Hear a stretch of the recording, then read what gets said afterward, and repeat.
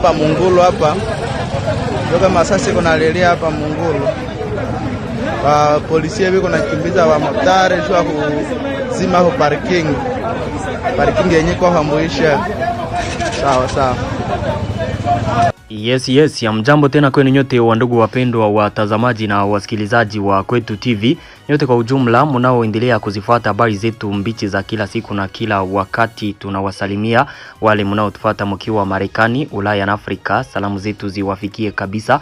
Tunawatakia tena jioni njema ya siku ya leo mardi le 21 avril 2026 na tunawakaribisha kwa mara nyingine ndani ya habari zetu za jioni ya leo. Kama kawaida tumewaletea habari kuhusu hali ya kiusalama mashariki mwa nchi ya Kongo pamoja na taarifa mbalimbali tena tofauti zinazosemekana nchini Kongo. Moja kwa moja habari zetu za jioni ya leo tutazianzia kwenye uwanja wa vita katika mungini wa miti mingi kwenye mnajua leo kabisa hali ni ya utulivu baada ya mapigano makali yaliyoripotiwa katika maeneo hayo siku ya jana. Wakati wa mapigano hayo kiongozi wa operasyon za M23 pale Lieutenant Colonel Hakizimana Justin alijeruhiwa sana, na baada ya kujeruhiwa sana vikali siku ya jana alikufia Kazinga na anapelekwa kwa hospitali kule Masisi Centre.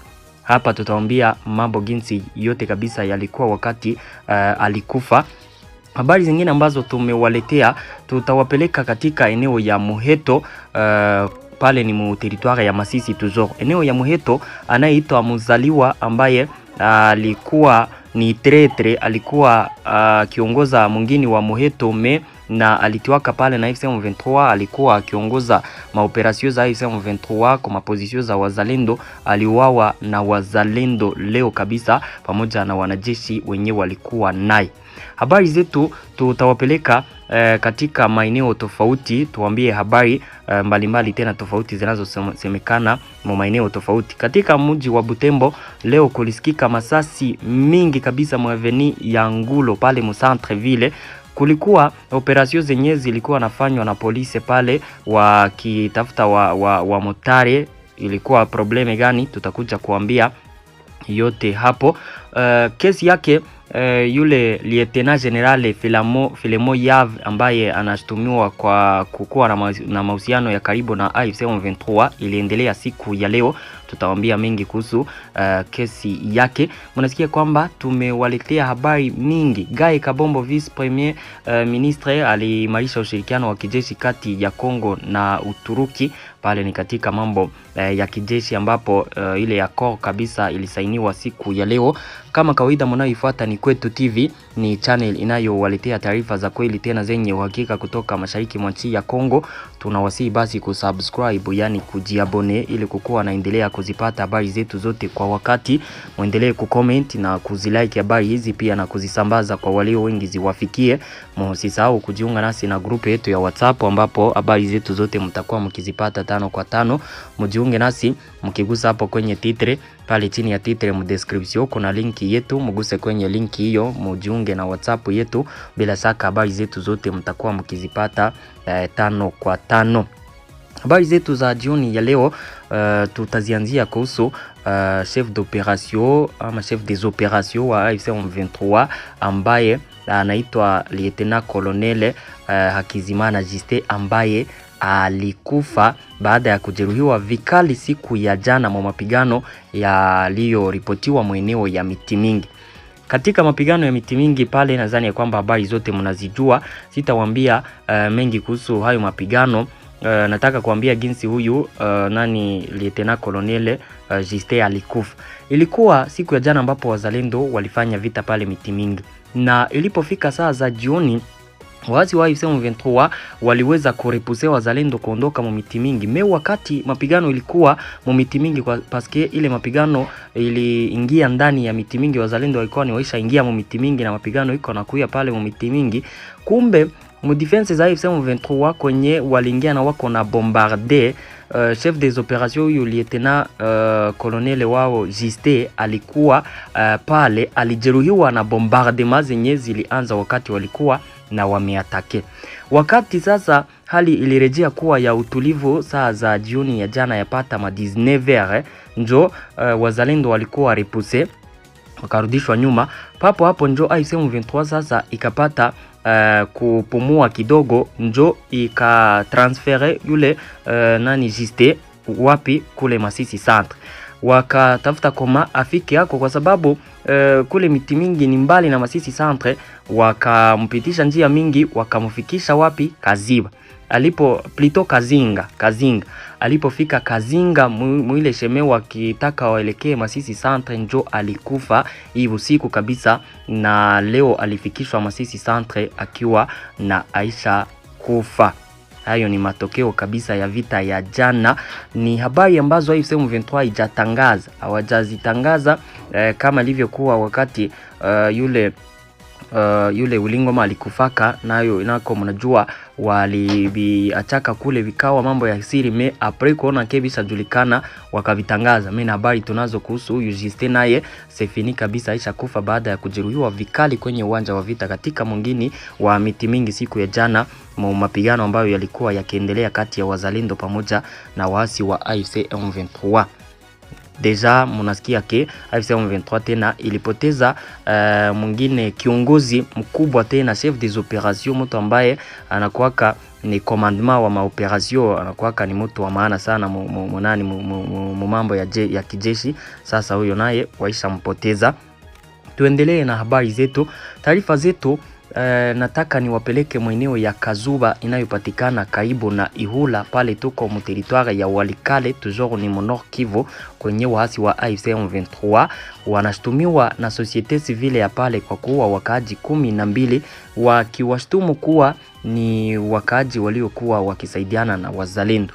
Vitu hivi bilikuwaka le 19 kulikuwaka mapigano asubuhi mapema kati ya wazalendo na waasi wa AFC M23 mwingine wa Ihula. Ilikuwa atake ya wazalendo wakapigana na AFC M23 pale Ihula. Apres mapigano ya masaa machache, AFC M23 ikaripuze wazalendo wakarudia mu defense zao karibu na pale kwenye walikuwa ni wametokea.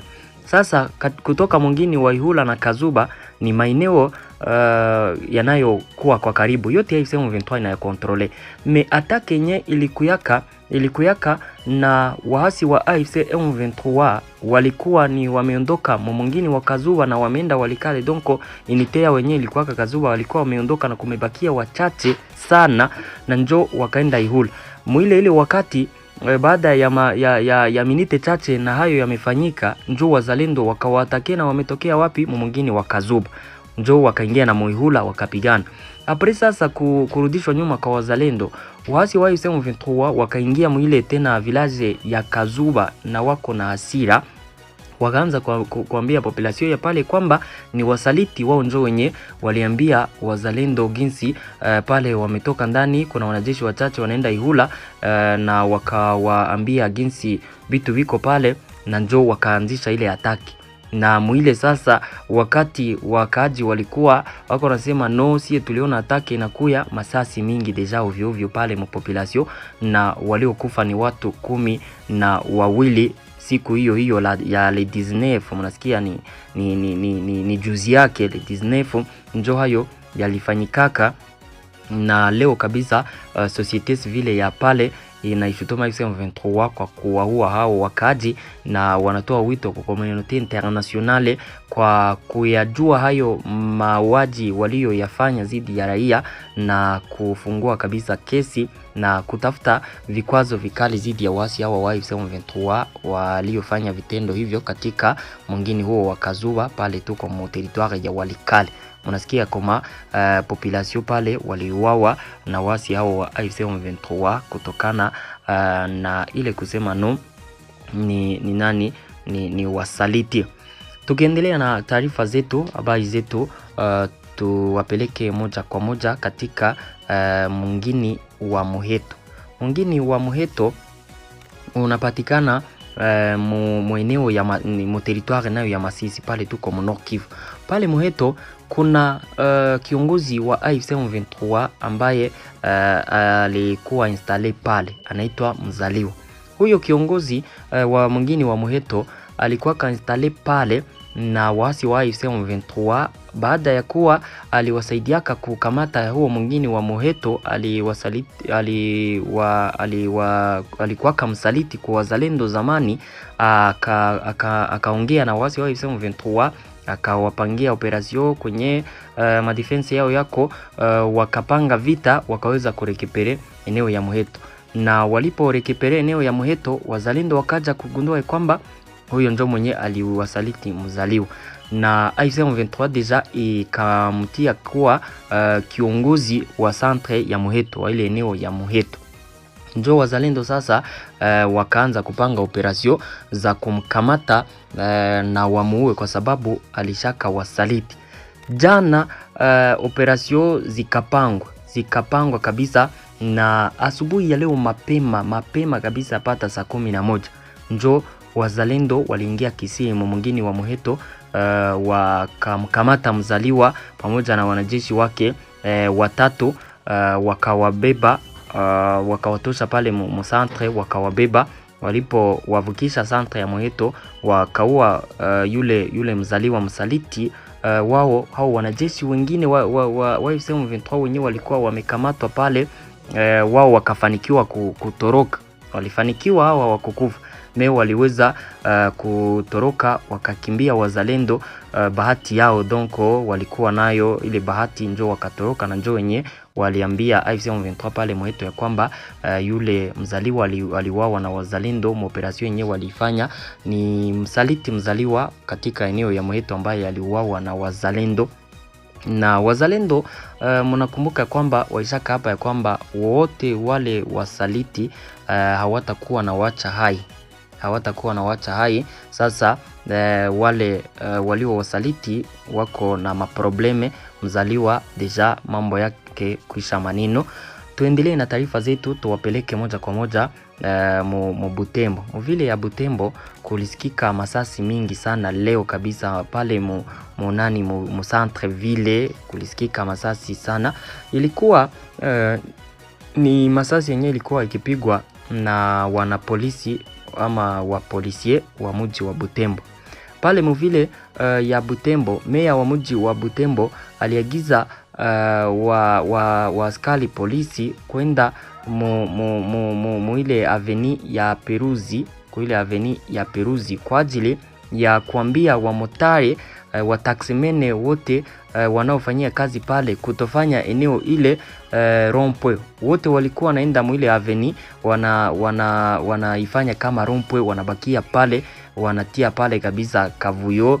Donc njo kwenye walikuwa wakipaka kila siku. Sasa na meya vile ya Butembo haitiki, anaombia kwenye kuko maparking mnapajua, mko naenda mutie magari zenu pale, mamoto zenu pale kabisa, kuruhusiwe kwenda ndani mamoto na kupake hapo. Njo tangazo zikapewa wamotara wa taksimene, bikakuwa vya bure sasa bila kusikia. Leo sasa njo wa polisi walifika pale muile operasyon sasa ambayo walikuwa wametumwa na meya wa vile ya Butembo kuambia wale wa taksimene na wamotare pale watoke hapo. Walipofika pale ikawa sasa vurugu. Wamotare eti hawatatoka pale, wataksimene wakaanza kutia yulu kusema hawatatoka pale. Njo sasa polisi wakatumikisha nguvu zao, wakaanza kukuwa na shambulia angani. Njo pale kukakuwa sasa kavuyo. Video yenyewe tulianza nayo hapa, mliona ni video ya pale, na naweza nikaitia hapa tena muone jinsi vilikuwa na mnasikia na masasi pale. Donko ilikuwa kama kavuyome, hali ilirejea kuwa ya utulivu kwa sababu wakati mashambulizi ilisikika pale, masasi wakati ilipigwa na wale wanapolisi wanajeshi plito wale wa mutare na wataksimene walikimbia pale na deja wakaondoka mwile aveni. Hali ikarejea kuwa ya utulivu, na tangazo waliopewa ni ya kwamba hawaruhusiwi tena kuenda kupaka hapo. Parking zinajulikana, njo kwenye wanapaswa kukuwa naenda tia mamoto wakati kazi kabisa haiko nafanyika pale. Njo kwenye watakuwa naenda paki kuma parking, hapana pale mwile aveni ile. Njo situation yenyewe ilikuwa Butembo kuanzia saa 4. Waliopata habari za masasi kusikia Butembo, kusikika vile ya Butembo, ilikuwa ile njo probleme ya kusikika kwa hayo masasi. Tuendelee na habari zetu. Waziri wa ulinzi wa kitaifa Guy Kabombo Mwandiavita aliimarisha kabisa ushirikiano wa kijeshi kati ya Kongo na Uturuki. Uturuki ni mojawapo ya nchi zinazotumika sana masilaha mkiwemo mablende, madrone na maartillerie. Uturuki na kuyaka mapei za kwanza nazo zinazo kuwa na ile uwezo ya kutumika masilaha nzito. Guy Kabombo sasa le 19 alifikaka mopei ya Uturuki akasinye makubaliano mapya ya kuimarisha ushirikiano wao wa kijeshi na nchi ya Kongo. Donc ushirikiano wa kijeshi kati ya Uturuki na Kongo. Wakati wa kusainiwa kwa ile akoro ilikuwa inalenga kutafuta nguvu za kijeshi za Uturuki, za ile ya Uturuki. Donc ni kutafuta kama wanaweza wakauza masilaha kule na kukuzileta nchini Kongo. Tu wanaendana 5 kwa 5 pale. Donc ni kusinyele cooperation ya kuwa nauza silaha kule mu pays ya Turki na kuzileta nchini Kongo. Unajua Kongo kabisa inapitia musiku za vita sana, hususan mashariki mwa nchi ya Kongo, vita vya waasi wa M23. Kupitia na kutokana na ile vita sasa wanatafutaka nguvu sana kuuza vifaa, kuuza masilaha za kivita, kuuza na wanajeshi wa mercenaires. Donc wanapendaka kabisa wakusanye nguvu ili wakati watakuwa kabisa naona kwamba uwezo uko pale wa kuweza kuwafukuza wasi wa M23 maeneo wanaokalia nchini Kongo, ndio walansema operation offensive za kuwashambulia wasi wa M23. Ile sasa kukusanya nguvu, Kongo ilisinye ushirikiano katika mambo ya kijeshi na Uturuki, ambapo ni kuuza masilaha, madrone, mablende na maartillerie kule zikuwe deploye nchini Kongo ipi zitumikishwe mu vita vinavyoendelea mashariki mwa nchi ya Kongo. Nadhani kwamba pale tuko naendana 5 kwa 5. Habari zetu zinaendelea. Leo kabisa mahakama kuu ya kijeshi yaliendelea na kesi yake Filemo Yave. Huyo ni lieutenant general anaye ni wa FARDC, ni lieutenant general wa FARDC anayeshutumiwa kabisa kuwa en collaboration na wasi wa AFC M23 wanaoendesha vita mashariki mwa nchi ya Kongo. Mnajua kuhusu kesi yake, alikuwa kabisa alikamatwa na akafungwa, ndio kesi yake ikafunguliwa. Mambo mengi kuhusu kesi yake, walikuwa wakitafuta kabisa fact ili aweze kufungwa kwa makosa yake. Apres siku ya leo kabisa kufunguliwa kwa kesi yake, iliisha kabisa na kesi yake na haisha, wakasema kwamba itaendelea le 5. Leo walifungua kesi yake tena mbele ya mahakama, wakasamba mbele tena kesi ikafungwa, wakasema kwamba itafunguliwa le 5, na le 5 wakasema ndio siku ya mwisho kabisa ya kesi yake. Siku hiyo ndio watakuja kukamata kabisa hatua ya mwisho ya kumfunga ama au kama ataweza kunani, kama ataweza kusamba naye ondoke ile kesi kabisa isikue na ni reele kwake, na yataachiliwa.